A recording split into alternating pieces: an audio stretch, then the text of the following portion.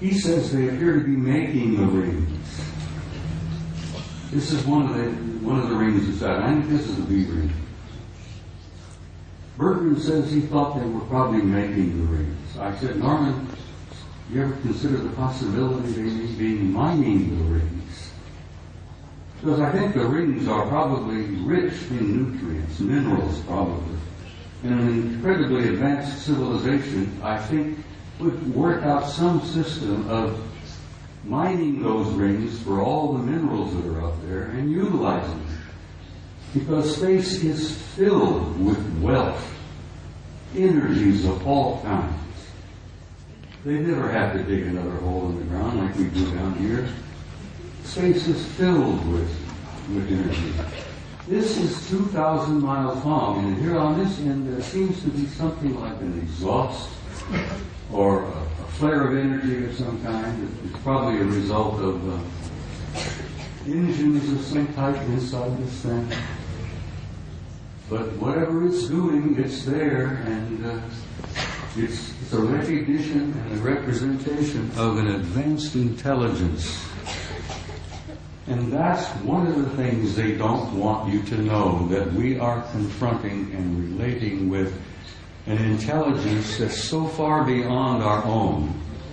We're looking at and talking about what's known as a Type 2 civilization. Now, for your own interest, I suspect most of you suspect this, that you are all members of the 0-0 type civilization. Beyond us, hopefully in a century or two, we might become a Type 1. But this is a representation of a Type 2 civilization. And Michio Kaku, the famous Japanese-American physicist in New York, has put out this concept about Type 0, 1, 2, 3, and 4 of the kind of advanced cultures and civilizations we will probably meet out there.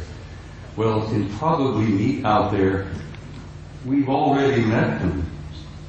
They're here. They're in our midst. So, I think I brought about 15 or 20 of these pictures, but I simply had no time. I don't have the time to show them all. But I've shown a few here, and I think I've piqued your curiosity. And I think most of you are pretty bright people, and you know you've been conned. You know you've been lied to. You're not fools. And I think you know who you are and why you're here and where you're going.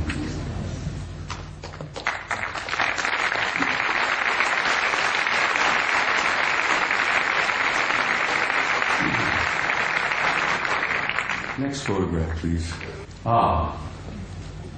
This is a photograph taken by our Mariner space vehicle that we launched back a number of years ago. This is a picture of a facility on the surface of Mars. Now, this facility is located on the equator, and it's on the surface.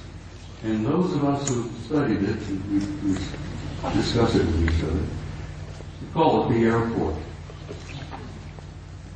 And I said, this is the parking lot. This is the administration building here.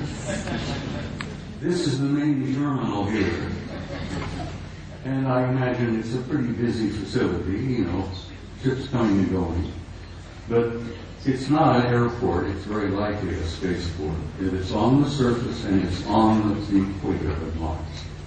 And if you're ever interested in launching a vehicle from a planet, you put it on the equator and you take advantage of the rotation of the planet to assist in the launching of your vehicle. You can take the momentum of the movement of the planet and it helps you get the thing off the ground.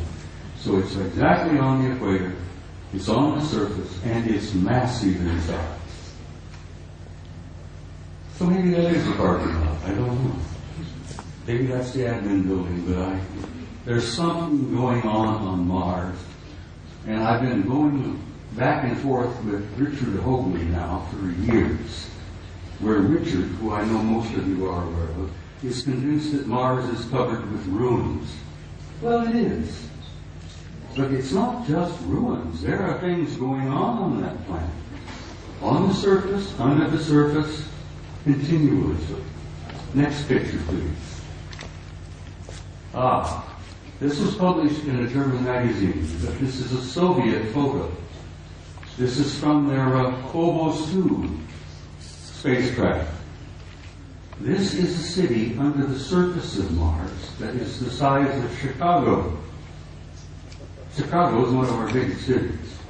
Several million people live in Chicago. This is under the surface. You can see the city block. You can see the breakdown here, portions of the neighborhoods, whatever it is. But it's generating an enormous amount of heat. And they picked this up on the infrared when Phobos is going around the planet snapping pictures like crazy. And the Soviets were pretty open about releasing some of their photos, contrary to the United States, where lying has become a fine art. Don't get me started on my politicians. Phobos 2, city on Mars, under the surface. You can see the streets, Broadway, First Avenue, whatever. People have said, well, who was there? And I says, for God's sake, it's the Martians who were there. What a silly question to ask. Who's there? Next photograph. Now, I love this picture. I'm in love with this lady. Your ancestors and mine called her Gaia. She was feminine. She was a goddess. She was sacred. This beautiful lady has a respiratory system. She has a circulatory system. And she has a heart. And she's our source of life on this planet. We needed her. We need her now. We wouldn't be here if it were not for her. We talk about holy lands, Mecca, Jerusalem, here, there, everywhere. That is the Holy Land, people. It's that beloved planet that we are home.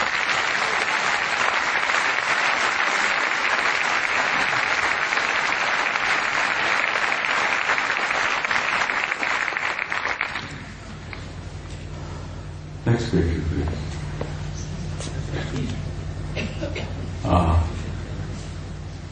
I spoke to you earlier about the fact that your grandchildren and your great-grandchildren and so on, the generations yet to come, have a destiny in the stars.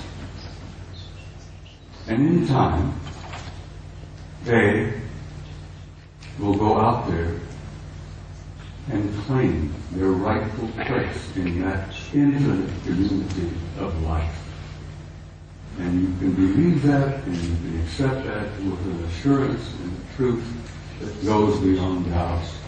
The destiny of this species and this race, this troublesome clan of monkeys, is in the stars. And there is your destiny. And I want you to understand that and have some hope. And don't get depressed. Because you're going to be undergoing some very difficult times in a few years yet ahead.